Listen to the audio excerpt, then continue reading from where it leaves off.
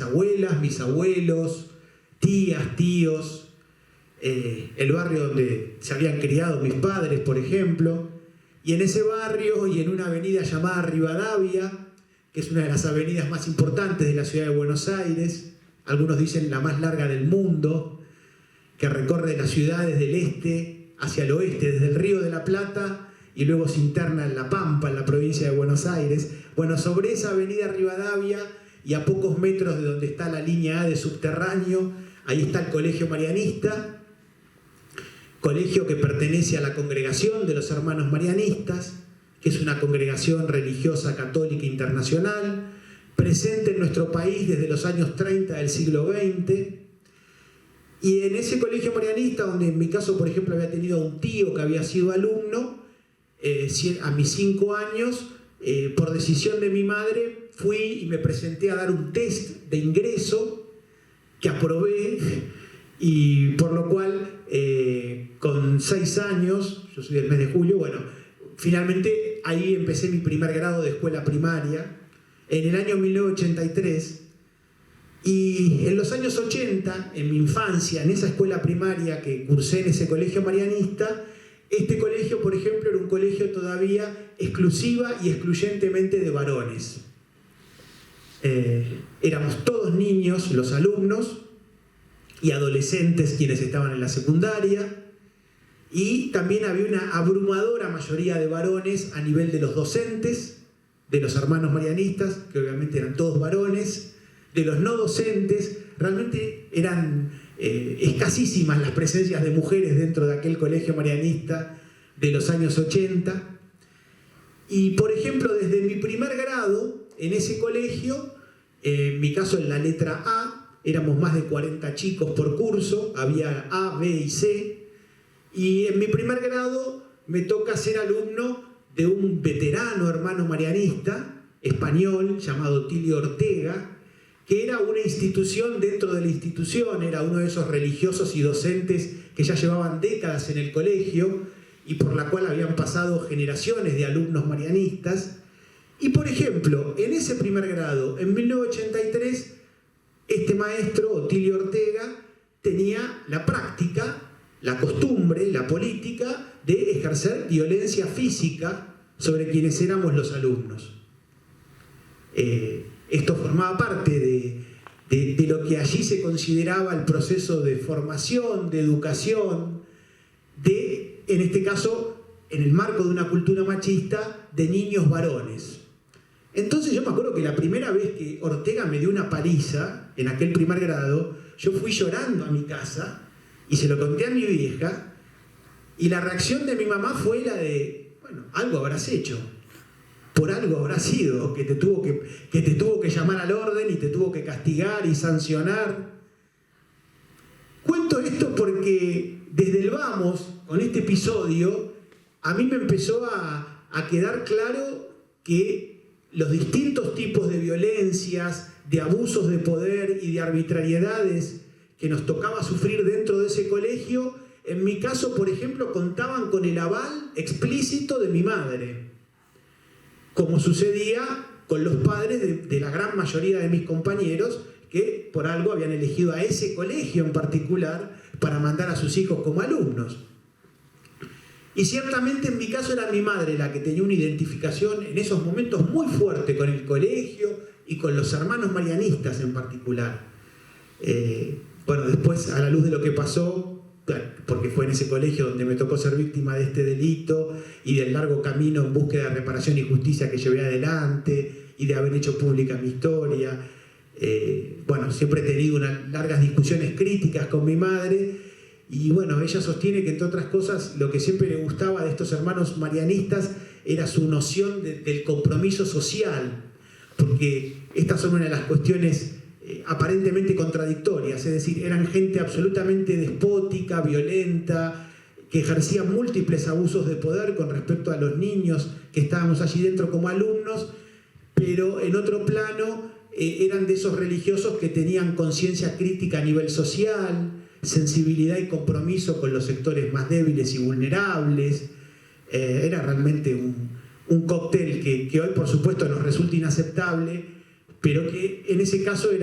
se podía supuestamente allí dentro ser una persona sensible a determinadas injusticias, en este caso sociales y económicas, y al mismo tiempo ser totalmente despótico, violento y abusivo como adulto en la relación con los niños, ¿no? En ese colegio una de las prácticas habituales era la de expulsar niños. Siempre cuando llegaba el fin de clase, algún compañero o compañeros eran expulsados por no coincidir con el ideario del colegio marianista, con el proyecto educativo del colegio, que para los chicos que estábamos ahí adentro era una abstracción, no entendíamos bien de qué se trataba ese ideario marianista, más bien lo padecíamos, ¿no? Lo que nosotros recibíamos era múltiples violencias y malos tratos. Pero lo cierto es que era un colegio además de doble escolaridad, que se presentaba como una gran familia y era nuestro centro de pertenencia. El eje de nuestra vida estaba ahí adentro en esa época y ninguno de los chicos que estábamos allí dentro queríamos ser expulsados del colegio, porque eso significaba perder nuestros vínculos, nuestras relaciones, nuestro día a día. Y lo que pasaba era que los chicos que eran expulsados del colegio, para quienes continuábamos allí dentro, pasaban a ser para el resto de nosotros verdaderos parias. Eran chicos de los que nunca más volvíamos a saber nada. Eran chicos con los cuales nadie hacía ningún esfuerzo por volver a vincularse o a relacionarse. Porque los chicos que eran expulsados del colegio, para los que seguíamos ahí adentro, pasaban a ser como una suerte de indeseables con los cuales mejor no volver a relacionarse. Entonces, la amenaza de la expulsión, que estaba siempre tan presente en el espíritu, en el día a día de ese colegio, y en la relación entre los docentes y quienes éramos alumnos, y entre los religiosos y quienes éramos los alumnos, era algo que vivíamos con muchísimo miedo. Muchísimo miedo. Y que además, entre otras cosas, muchos, como en mi caso, teníamos la convicción de que si llegábamos a nuestras casas y, por ejemplo, si yo le decía a mi vieja que me estaban por echar del marianista o que me habían echado del marianista, mi sensación era que por lo menos la paliza que iba a recibir, además mi hogar era un hogar muy violento, porque mi padre también era una persona muy violenta y ejercía violencia con mi madre, y ambos ejercían violencia con nosotros, con los hijos, con mis hermanas y conmigo, así que yo no contaba con mi casa, lejos de ser un ámbito protector y de cuidado. Mi casa, mi familia, era un ámbito absolutamente hostil, agresivo, expulsivo. Por lo tanto, ante las arbitrariedades que me tocaba sufrir siendo niño en ese colegio marianista, yo me sentía totalmente solo. Yo sabía, entre otras cosas, que no contaba ni mucho menos con mis padres, con mi familia, con mi casa. Y así es como llego finalmente a séptimo grado.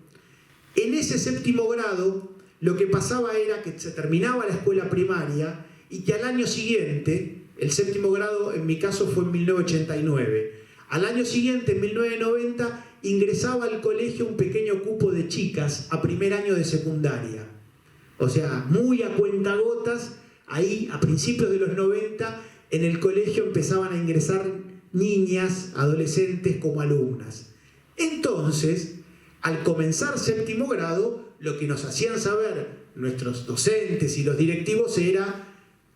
este año vamos a pasar la escoba, cuando termine el curso, varios van a hacer boleta, porque esa era la jerga que se manejaba, varios van a hacer boleta porque hay que abrirle vacantes a las chicas. Entonces, nos tocaba cursar y atravesar ese séptimo grado con el terror, a ver quiénes éramos. Era una competencia perversa entre nosotros, a ver quiénes éramos los que sobrábamos, quiénes éramos dentro del curso los que a fin de año íbamos a ser expulsados y no íbamos a poder seguir en el colegio. Y sabíamos que íbamos a ser más de los habituales por esto de que había que abrir vacantes para el ingreso de las chicas. En ese séptimo grado, por ejemplo, también, como para dar cuenta del clima, del contexto opresivo, asfixiante que padecíamos ahí adentro, nuestro docente titular de séptimo grado, junto con otros docentes y con padres de algunos compañeros nuestros, no tienen mejor idea que llevar adelante lo que llamaron como unas clases de educación sexual de emergencia. Esto siempre relacionándolo con lo social, con lo colectivo, con este compromiso que hoy tenemos como adultos. Nosotros siempre públicamente en todo el país tenemos un compromiso muy fuerte abogando porque logremos que la Ley de Educación Sexual Integral, que fue sancionada en el Congreso Nacional en el año 2006, de una buena vez, a más de 13 años de su sanción, se haga realidad en todas las escuelas del país, públicas, de gestión estatal, de gestión privada, de gestión social, como lo manda la ley, porque entre otras cosas estamos convencidas y convencidos de que si esa ley se aplicara, las chicas y los chicos en las escuelas, siendo sujetos de derecho, siendo protagonistas, podrían expresar y compartir sus emociones, sus sentimientos, podrían hablar acerca de lo que les está pasando, podrían sentir que tienen adultos confiables a los cuales recurrir, adultos, en este caso docentes, que si estuvieran capacitados en torno a abuso sexual, sabrían interpretar lo que las chicas y los chicos están manifestando con sus cambios de conducta, de actitudes, de vínculos, de relaciones, ni que hablar a través de sus dibujos, de su modo de jugar. Digo, las múltiples maneras en las cuales los chicos de hoy, delante nuestro como adultos, nos están gritando que están siendo víctimas de abusos, pero como adultos no sabemos ver ni escuchar. Digo, en relación con eso, siempre las personas adultas estamos educando, tanto por acción como por omisión. Y siempre hay, dentro en este caso de los ámbitos educativos, educación sexual. No hace falta que esto se haya constituido en una ley o que forme parte de la currícula o que sea transversal a la currícula. Bueno, lo cierto es que en aquel colegio marianista, claro que había una educación sexual y la que había era nefasta, ¿no? Era absolutamente represiva, era de los peores tópicos que sufrieron generaciones de argentinas y argentinos acerca de esto no se habla, o cuando se hablaba se hacía un reduccionismo a lo biologicista. Digo, todas unas concepciones absolutamente nefastas. Y lo cierto es que en ese séptimo grado, por ejemplo, ese abordaje que decidieron hacer ante ese curso de púberes que nosotros éramos, terminaban con el maestro titular citándote individualmente en un aula aparte, con la lista de asistencia en la mano, llamándote por tu apellido, haciéndote ingresar a una mesa de por medio, invitándote a que te sientes. Y este maestro titular, por ejemplo, lo que hacía era hacerte preguntas de tipo